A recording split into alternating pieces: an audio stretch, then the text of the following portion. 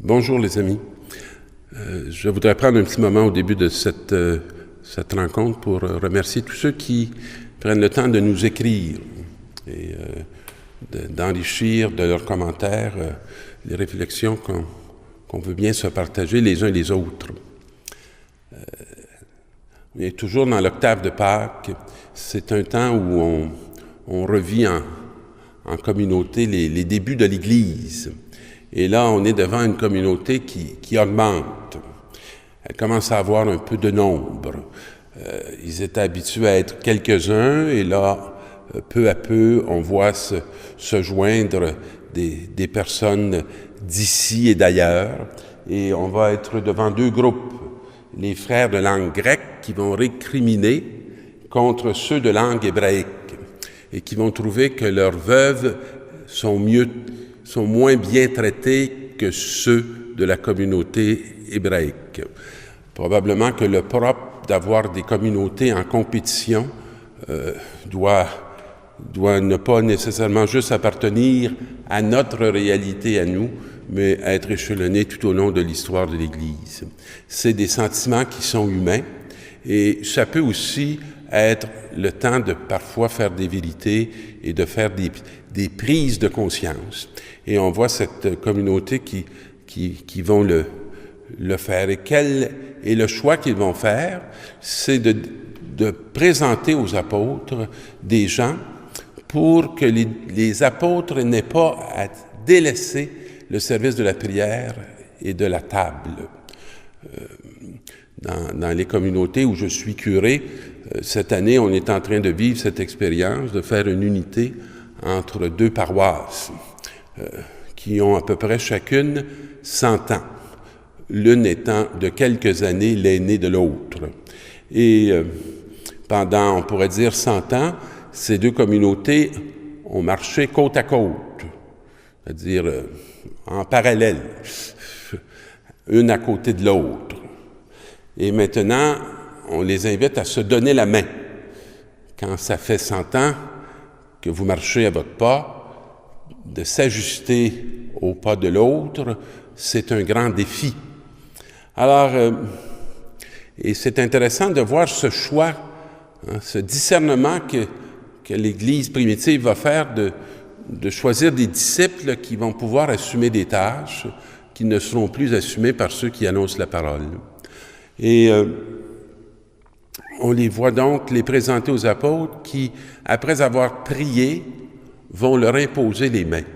Ce qui n'est pas un geste de pouvoir, mais un geste de transmission.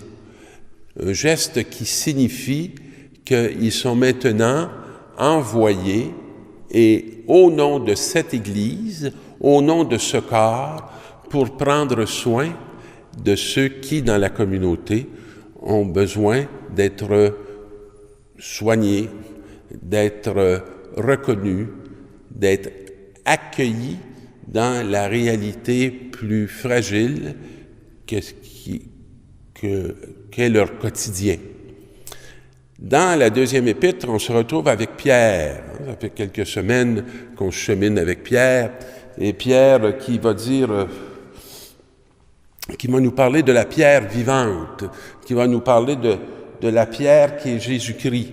Cette pierre qu'ont voulu éliminer ceux qui bâtissaient et qui avaient d'autres vues pour bâtir que de se fonder, de s'appuyer sur cette réalité toujours déconcertante qui est la façon de Dieu de venir à nous et de nous interpeller.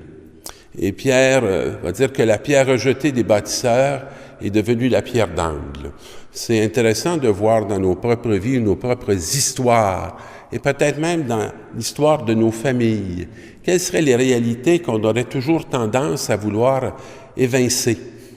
Et peut-être que c'est à travers ces réalités-là que Dieu a quelque chose d'unique, a quelque chose d'important à nous dire. Peut-être c'est sur ces réalités qu'on voudrait nier qu'il veut bâtir, qu'il veut faire de nous une solidité. Et Pierre est très bien placé pour en parler, parce que il a tellement voulu, lui, prendre la tête et dire à Jésus ce qu'il aurait dû faire. Et on sait très bien que dans la Passion, il va prier amèrement parce qu'il va saisir qu'il est passé à côté du mystère profond de celui qu'il aime. Et il va être ressaisi par un regard d'amour qui est celui de Jésus. Je pense que c'est important pour nous de se laisser ressaisir par ce regard qui est aussi vrai pour Pierre qu'il est vrai pour nous. Dans l'Évangile, Jésus va nous parler beaucoup de « Ne soyez donc pas bouleversés. Vous croyez en Dieu, croyez aussi en moi. » Ça m'a toujours interpellé cette parole-là parce que c'est plus facile de croire en Dieu qu'on imagine très loin que de croire en Jésus qui est incarné et qui est très près. C'est toujours plus facile de croire en un Dieu qu'on va dire tout-puissant à la manière de nos rêves et de nos illusions que de toucher à la vulnérabilité de son Église qui, elle, est bien de chair et de sang. Alors, vous croyez en Dieu, croyez aussi en moi. C'est comme un appel à croire à l'incarnation. Et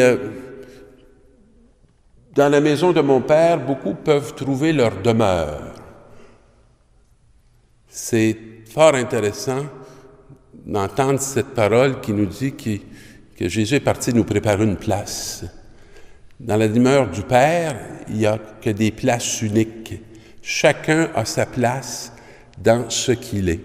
Alors que très souvent, on peut avoir le sentiment de ne pas avoir de place, ou qu'il n'y a pas de place pour ce qu'on est.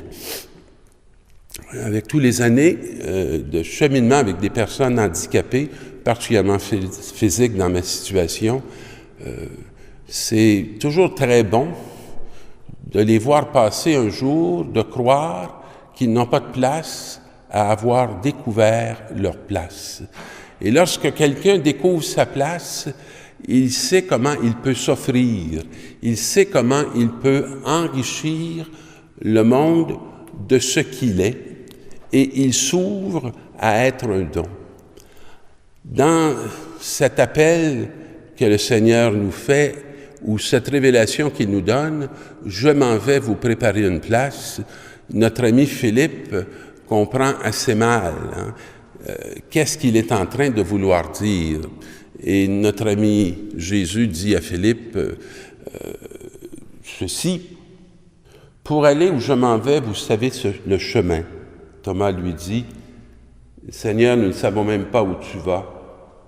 Comment pourrions-nous savoir le chemin? » Et quand Jésus dit « Je suis le chemin, la vérité et la vie », c'est toute l'invitation à accueillir son histoire, à reconnaître que cette histoire, elle ne nous est pas étrangère et que cette histoire, c'est celle que nous sommes aussi appelés à expérimenter. Non pas en le regardant comme étant rejeté par le Père, mais comme étant élu et choisi pour être témoin que la mort vaincue en Jésus est aussi appelée à être vaincue sur notre propre route. Alors que l'Église, qui est la demeure où le Père nous invite à nous établir, puisse être l'occasion pour nous de connaître cette grande joie de nous accomplir dans ce Fils bien-aimé. Bonne semaine, les amis. À bientôt.